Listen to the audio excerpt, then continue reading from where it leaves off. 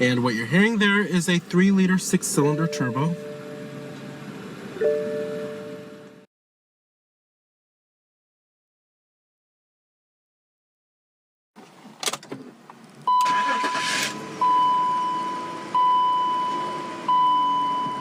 Pretty much whatever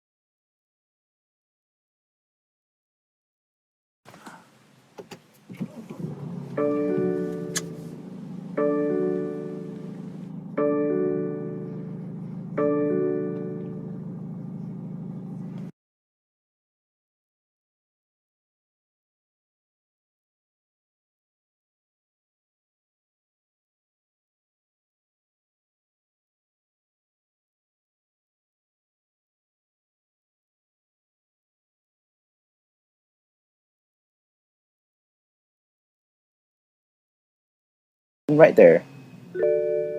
And the engine is on. Let's go ahead and give it a few revs and let you guys listen to the exhaust sound.